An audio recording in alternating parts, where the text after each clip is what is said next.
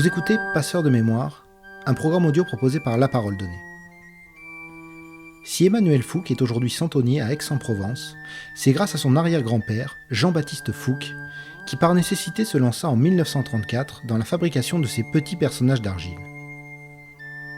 87 ans ont passé, et 4 générations plus tard, la famille Fouque est toujours bien installée dans le groupe restreint des meilleurs centeniers de Provence, avec près de 1800 personnages différents qui peuplent les crèches de Noël en France, en Europe et même aux États-Unis. Dans cet entretien, Emmanuel Fouque partage avec nous sa passion pour les santons, née de la transmission parfaitement réussie entre lui et son grand-père, Paul Fouque, d'un savoir-faire ancestral modelé par un évident talent héréditaire et un amour filial hors du commun.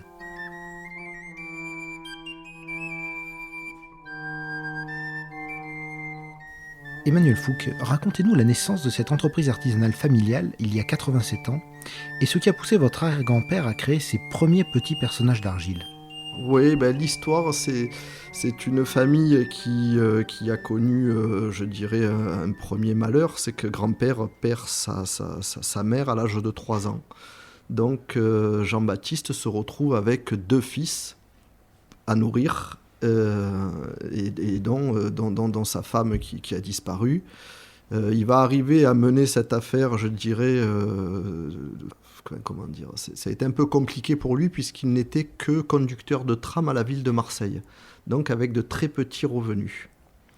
Et dès que les enfants ont commencé à avoir de l'âge, c'est-à-dire grand-père ayant une dizaine d'années, pour nourrir ses enfants, il était également artiste peintre, ça a commencé à poser des difficultés parce qu'ils étaient 3 sur un salaire de conducteur de tram.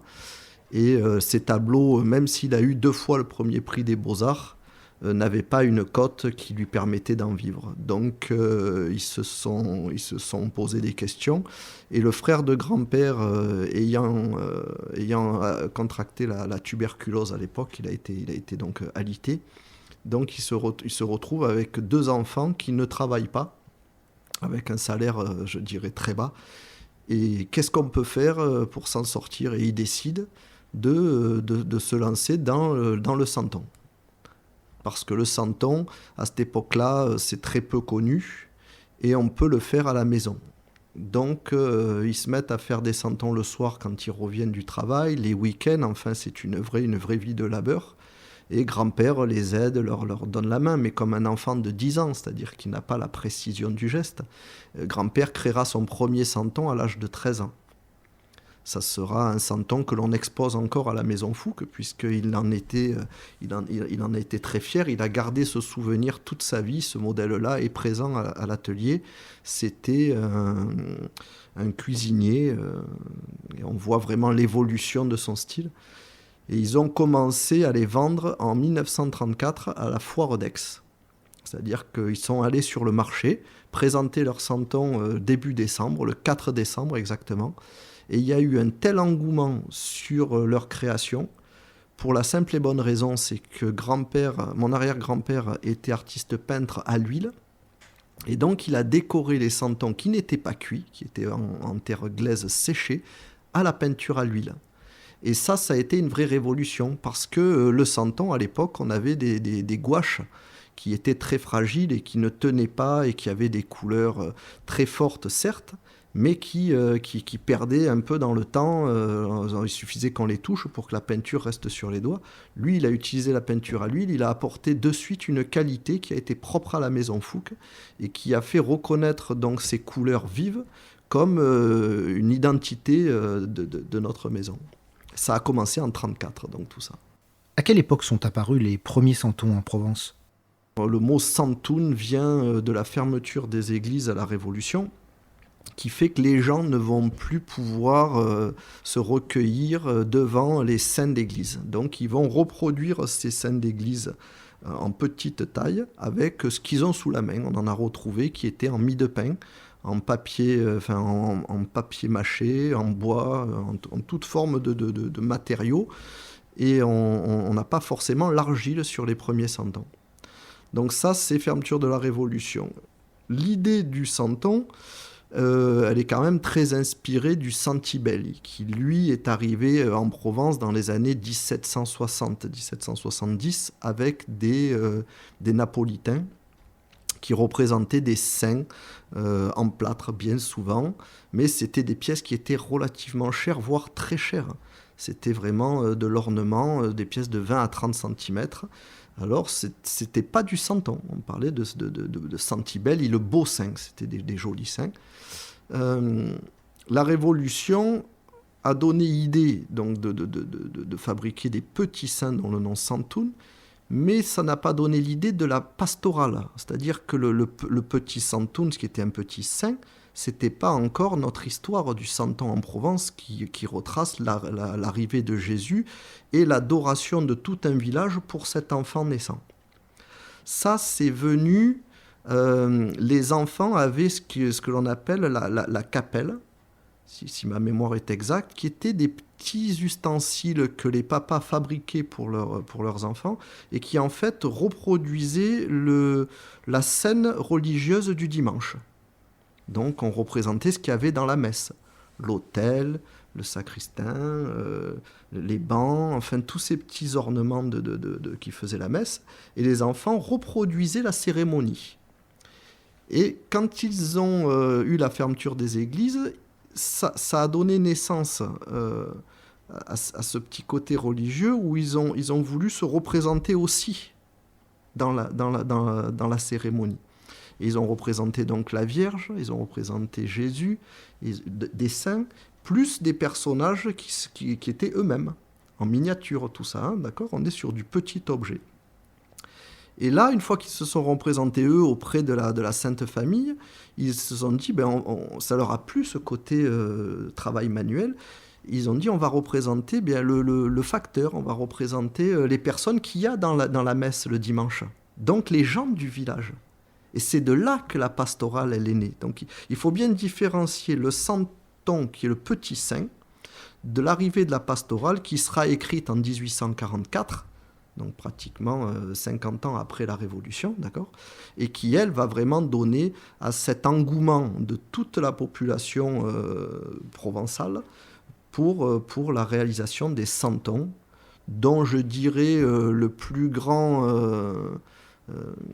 personnage qui a lancé le santon, c'est Laniel à Marseille, qui lui a eu idée de fabriquer les santons en argile et non plus et de les commercialiser.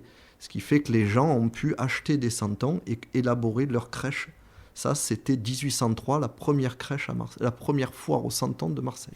Était-il naturel pour vous de consacrer votre vie professionnelle à la fabrication de santons ? Je crois que la première des choses, c'est la passion qu'on a pour ce métier. C'est-à-dire que moi, j'ai eu une formation, j'ai eu 2 grands-pères, dont un qui savait ni lire ni écrire, et un qui était diplômé de Marie Curie à Paris en électricité générale et qui a fini chef de gare à Marseille. Donc j'ai eu vraiment les 2 éducations, une très instructive sur le savoir et une qui n'était pas du tout instruite, mais qui avait par contre des capacités artistiques et des mains en or. Donc moi j'ai eu ces 2 formations et j'ai été passionné par les 2. Donc j'ai fait un diplôme d'ingénieur. Je ne voulais pas faire d'études, j'étais vraiment avec mon grand-père qui était dans l'atelier, et depuis l'âge de 10 ans, étant le fils unique, enfin j'ai une sœur, mais j'ai été le seul garçon, famille, je dirais, assez patriarcale. On m'a, depuis mon premier âge, incité, formé, je ne sais pas comment vous dire, mais enfin, naturellement, j'ai eu cette passion qui m'est venue de par l'exemple que m'a donné mon grand-père. Donc déjà, quand on baigne dans cet univers-là, ça devient ancré en vous. Vous ne concevez pas de faire... Enfin, c'est très difficile de dire « je pourrais vivre sans les santons ». Même si j'ai fait une carrière d'ingénieur, parce que le santon a vécu une crise au moment où moi j'avais une 20aine d'années. Et mon grand-père m'a dit, je ne voulais pas du tout passer le bac, et il m'a dit non, mais fais autre chose, parce que dans 10 ans, le santon, ça n'existe plus. C'est-à-dire lui qui avait connu la naissance du santon en 1934 à la maison Fouque, plus la sortie de la guerre, où là, ça a été un engouement. Les gens étaient vraiment tournés sur ce qui est folklore, la famille, les gens se recentraient autour de la famille. Noël, c'était quelque chose de très important.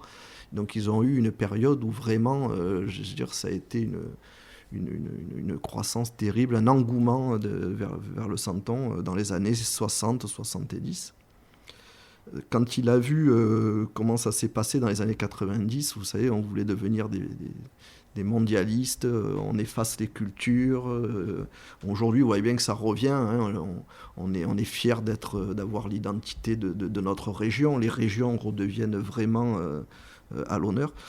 Donc le Santon, c'est la Provence. Aujourd'hui, on a vraiment une clientèle qui nous porte, et ça, c'est très encourageant. Mais voilà, donc on a gardé ce côté passionné qui fait qu'on ne s'est jamais détourné de ce que l'on faisait. Et même si le grand-père n'y a pas cru, moi j'avais en moi ce côté génétique qui fait que je ne suis jamais arrivé à quitter la maison. C'est-à-dire que même quand j'ai fait mes études à Tarbes, toutes les vacances, je revenais, j'avais besoin de ce contact avec les Santons. Quand j'ai travaillé pendant 5 ans sur une entreprise à La Ciotat qui fabriquait des enveloppes de médicaments, des gélules, je vivais sur le site. J'avais besoin de ce contact. Et je crois que c'est ça qui fait que on passe les épreuves, on passe les années difficiles, on garde le lien avec nos racines. Et moi, mes racines, c'est le Santon. Moi, je dis toujours, derrière les Santons Fouques, il y a 4 vies d'hommes. C'est-à-dire qu'aujourd'hui, on perdrait par un incendie. Alors on a essayé de se prémunir. Un grand-père a eu une vision très claire là-dessus. Donc les Santons sont les moules, puisque c'est le trésor de la maison, c'est ces moules, c'est ces réalisations de figurines. On en a 3 exemplaires, d'accord, dans 3 lieux différents. Un à l'abri de l'eau, un à l'abri du feu.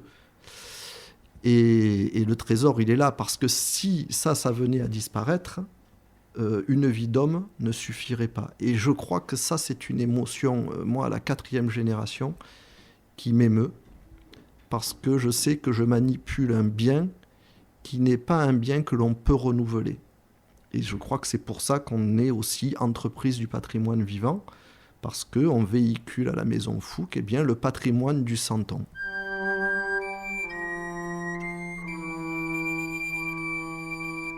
Est-ce que l'art de fabriquer des santons aujourd'hui est très différent de l'époque de votre grand-père ? Alors, le processus est exactement le même, et on se bat pour garder justement ce savoir-faire. Sinon, ça n'aurait, je dirais aujourd'hui, aucune âme. Donc c'est pour ça qu'à la Maison Fouque, on forme moi je forme mes enfants au modelage, ma fille à la peinture, à prendre les couleurs, à savoir comment sculpter un visage, des choses comme ça. Et donc il y a un réel savoir-faire qui s'apprend, mais qui est très long et qui s'imbibe très fortement du maître. C'est-à-dire que moi, j'ai eu le style, sans m'en rendre compte, de mon grand-père. Puisque, en retouchant ses pièces, en étant à côté de lui, eh bien, il m'a inculqué son style. Donc, j'ai mon style, mais non. Vous voyez, c'est comme l'accent. Vous avez l'accent que vos parents ou que la région vous a donné. Vous seriez né dans le Gers, vous auriez eu l'accent du Gers. Donc moi, j'ai le style de la Maison Fouque. Et ce trait de caractère fait qu'à la 4e génération, eh bien, la collection, elle s'étend, mais toujours de la même façon. Et ça ne changera pas, puisqu'on est dans cette volonté-là à la Maison Fouque de n'avoir que des créateurs qui sont des membres de la famille pour avoir cette imprégnation. Maintenant, le Santon évolue.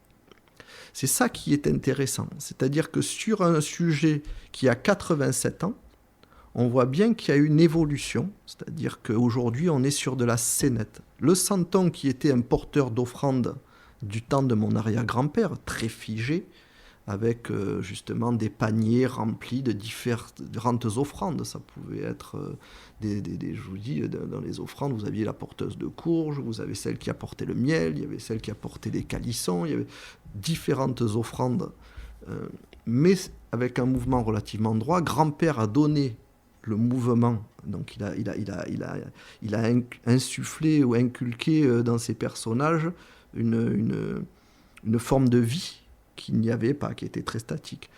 Moi, je suis arrivé... ma mère, elle, était très tournée sur ce qui était couleur. Donc elle a apporté énormément de détails et ça a permis encore au santon d'évoluer. Moi aujourd'hui je suis vraiment attaché au visage.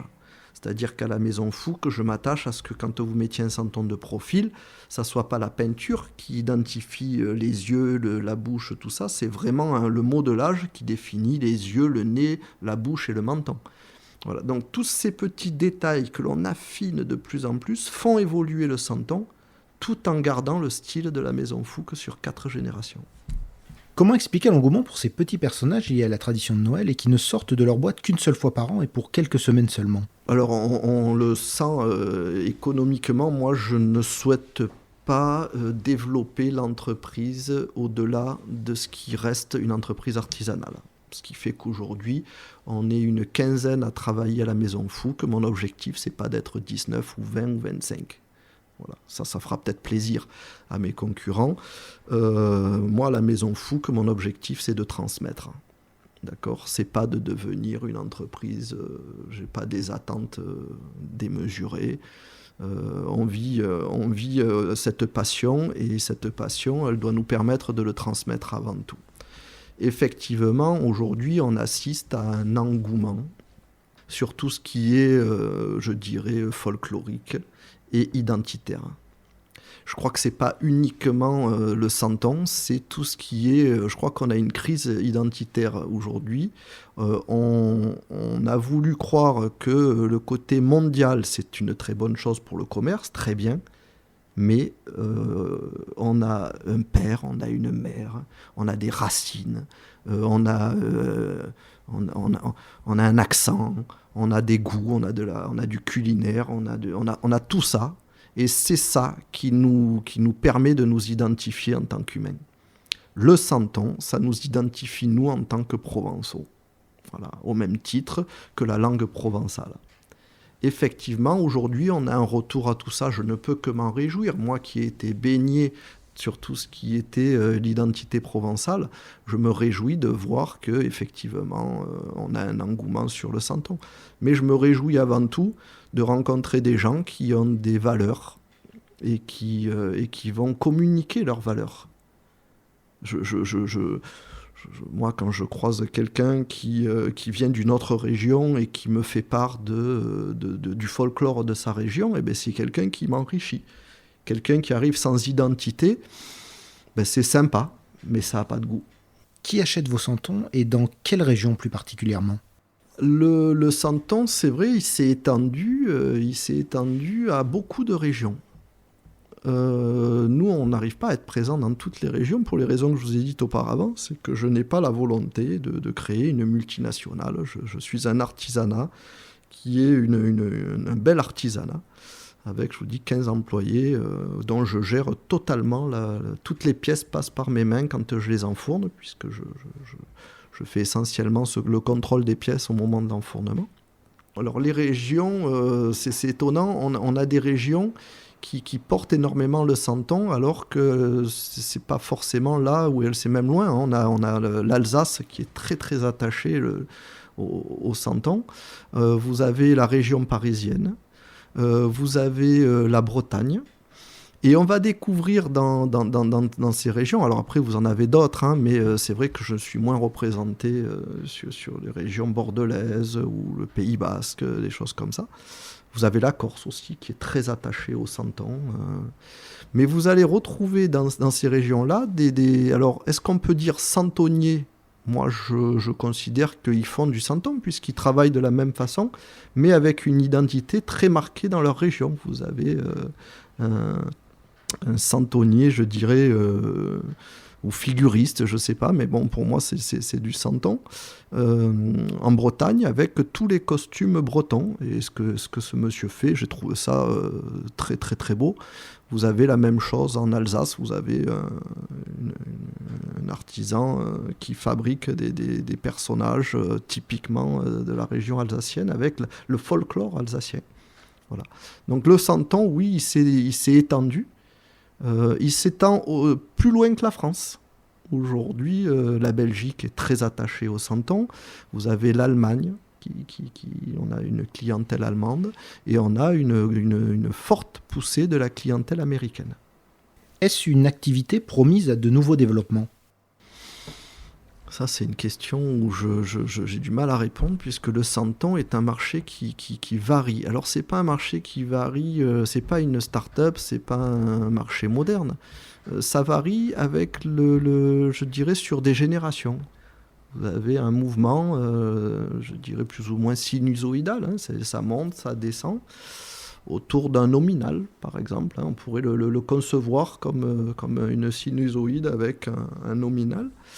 Et ça fluctue en fonction de ce que les gens ont envie de renvoyer sur le côté folklorique traditionnel. Vous avez des périodes, vous allez avoir une génération de 20 ans où les gens ne vont pas être intéressés sur le santon. C'est ce qui s'est passé, je dirais, dans les années 90-2000, sur 20 ans. C'est reparti en 2010. Nous, actuellement, ça fait 10 ans, on sent qu'il y a un vif intérêt, et d'autant plus cette année. Hein, alors, il n'y a pas que ça, il y a aussi, le grand-père est parti en 2004, moi j'ai repris derrière les modèles, j'ai recentré énormément sur les visages, j'ai vraiment apporté une renaissance quelque part, tout en maintenant le style. Et c'est vrai que 10 ans après, on a une clientèle qui reconnaît ce travail qui a été fait sur 10 ans. Mais vous voyez, c'est long, c'est-à-dire que pour qu'on ait un retour sur ce que l'on fait, il faut une bonne dizaine d'années.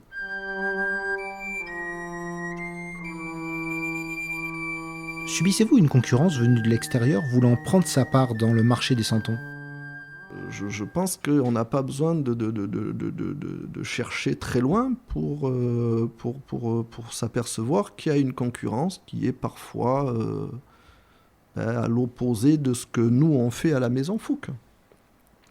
Je crois que ça c'est des intérêts, chacun le fait avec son âme. Moi je vous le redis, mon objectif c'est de rester artisan et de créer mes modèles et d'être dans l'atelier avec mes employés, que je considère non pas comme des employés, mais comme vraiment des gens pour qui je connais un peu leur vie, je sais ce qu'ils font, je sais l'intérêt qu'ils portent au santon. Moi, quelqu'un qui travaille avec moi et qui viendrait uniquement chercher un salaire, à un moment donné, on ne va pas être sur la même longueur d'onde, et ça va être un problème. J'ai besoin d'avoir des gens qui sont passionnés par ce qu'ils font, qui comprennent qu'à Noël, eh bien, effectivement, il faut que le client soit satisfait, qu'on ait le moins de manque possible, des choses comme ça. D'autres ont pris des chemins différents qui sont ne pas avoir de manque, donc fabriquer en masse, et qui veut dire fabriquer en masse, veut dire des techniques de fabrication plus industrielles, ou du moins plus dans la région, ou là où la main-d'œuvre est moins chère, ou chercher le rendement financier plutôt qu'une qualité aux dépens de rupture de stock ou de choses comme ça. Ça, c'est le monde d'aujourd'hui. On peut faire du très beau et être confronté à des gens qui vont chercher le prix plutôt que la qualité. Bon, ça ne me dérange pas plus que ça. Combien de santons différents proposez-vous actuellement ? Bon, aujourd'hui, grand-père a été le plus gros créateur de la famille. Hein. Comme je vous dis, ça a été le véritable artiste de cette maison, avec la création du coup de Mistral, qui est ce berger dans le vent, qui est un modèle déposé, qui a été copié par de nombreuses maisons. Bon, écoutez, ça, c'est le monde d'aujourd'hui. Plutôt que d'avoir des idées, on va chercher la copie. Bon, ben ça, je leur laisse. Comme je dis, on suit les meilleurs. Hein. On les copie, on ne va pas copier ce qui n'est pas beau. Donc, quelque part, c'est aussi un honneur. Mais ce qu'ils ont copié, grand-père avait tellement mis la complexité pour réaliser ce personnage le plus beau qui soit, qui fait que même aujourd'hui, malgré les nombreuses copies, le berger, le coup de Mistral, qui est lui, par contre, ils ne pourront pas l'appeler comme ça, puisque ça, c'est un modèle déposé, reste à mes yeux celui de la Maison Fouque, la pièce la plus complexe, donc je dirais entre guillemets, la plus belle à mes yeux, par sa qualité et son mouvement. Maintenant, donc grand-père a fait à lui seul 1300 modèles, hein, pour répondre de suite à votre question. 1300 modèles, moi je dois être à peu près à 300 ou 400 modèles, ma mère une centaine. Bon, si on fait le calcul, on doit approcher, je ne l'ai pas fait, mais on doit arriver à 1800 dans ces eaux-là, quoi. Donc on a une collection, je crois qu'on a la plus grande collection qui s'échelonne, comme je vous dis, sur 4 vies-d'hommes. Hein, donc c'est pas quelque chose qui s'est créé en un jour. Que pensez-vous de la mode qui consiste à créer des santons liés à l'actualité ? Nous, on est resté dans la tradition. Donc on a une collection qui est essentiellement centrée sur ce village provençal, qui va s'étendre, je dirais, de 1800 à 1850. Bon, des fois, on dépasse un peu, on va sur des personnages qui peuvent toucher jusque 1900, mais on ne va pas aller au-delà. Pour le personnage de crèche, d'accord ? Et moi, je tiens à ce qu'on fasse bien la différence. Quand on fait une crèche provençale, les personnages se situent dans ce créneau-là, autour de la pastorale qui a été créée en 1844. Après, le personnage, je dirais, moderne, tel qu'on peut... alors, moderne pour nous, par exemple, la partie de cartes, je ne l'ai pas encore faite, ce modèle-là n'a pas été encore créé à la Maison Fouque, ça pourra venir, par exemple. Mais les joueurs de boules, on est plutôt dans l'esprit Pagnol. C'est toujours, je dirais, c'est limite, mais ça peut encore s'inclure. Maintenant, le personnage moderne, vraiment moderne, comme le joueur de foot, par exemple. Ben, c'est vrai que les gens sont demandeurs de plus en plus. Et c'est là qu'on se pose une question, parce que bon, le joueur de foot, moi, je n'ai pas d'attachement à ça, mais ça peut être sympathique d'avoir le personnage avec l'écharpe de l'OM. Grand-père l'avait fait à un moment donné. Mais ça ne s'inscrit pas dans la collection. Après, il m'arrive de créer des personnages qui sont propres aux écoles, comme les arts et métiers à Aix, par exemple. Ils m'ont demandé de créer un personnage pour les élèves. Donc les élèves viennent, ils achètent le personnage des arts de Gazar, hein, comme ils l'appellent. Bon, ben c'est sympa d'avoir cette jolie figurine, vous voyez, mais ce n'est pas du santon, j'appelle ça une figurine. Maintenant, le santon, je dirais, politique ou médiatique, pour moi, le santon rassemble. Donc mes idées sur le professeur Raoul, sur un personnage politique quel qu'il soit, je vois pas ça au milieu du santon. Que conseilleriez-vous à des néophytes pour créer leur première crèche ? Quels sont les santons incontournables ? Eh bien, déjà, à la base, l'idée de la crèche, c'est quand même ce village qui vient acclamer la naissance de cet enfant. Hein. Si on écoute la pastorale, cet enfant Jésus, c'est ce petit Jésus-là qui lui, dans la pastorale, c'est pas un faiseur de miracles. C'est-à-dire que ce qui me plaît dans la crèche, c'est qu'on n'attend rien, c'est les gens se sentent remplis d'une joie à l'idée de la naissance de cet enfant qui apporte la joie. Il n'y a pas on ne va pas plus loin que ça. Et les miracles qui sont réalisés sont essentiellement des miracles que tout le monde peut réaliser, hein, c'est-à-dire d'être un peu moins avare, d'être un peu plus tourné vers les autres, d'être un peu plus travailleur. Vous voyez, c'est le feignant se remet à travailler, l'avare ouvre un peu plus son porte-monnaie, il ouvre sa maison. C'est des petits miracles de la vie de tous les jours, et moi, c'est ce qui me plaît davantage dans la crèche. Donc, pour démarrer une crèche, pour moi, s'il n'y a pas la nativité, qu'est-ce qu'ils font, ces personnages ? Ils se baladent dans la colline, ils vont organiser quoi ? Un pique-nique, je sais pas. Enfin, moi, c'est pas ma conception, maintenant. Donc, pour moi, la première des choses, c'est la nativité. On se retrouve autour de cet enfant qui apporte la joie. Pour les plus laïcs, je dirais que l'arrivée d'un enfant, dans quelque famille qu'elle soit, pour moi, c'est une joie. Donc on n'a pas forcément des gens qui sont vraiment pieux. On peut avoir des gens qui sont tournés vers le folklore.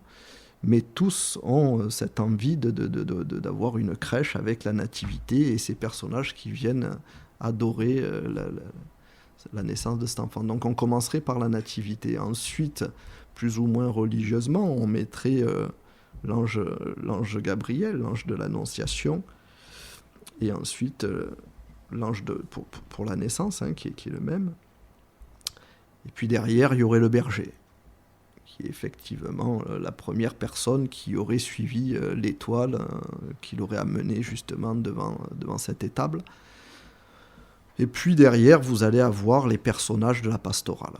Moi, un de mes santons que j'affectionne particulièrement, c'est ce Ravi, c'est cet homme simple qui, effectivement, est en joie de tout ce qu'il voit, qui se réjouit de tout ce qu'il voit. Voilà, pour moi, c'est un personnage fort en symbole.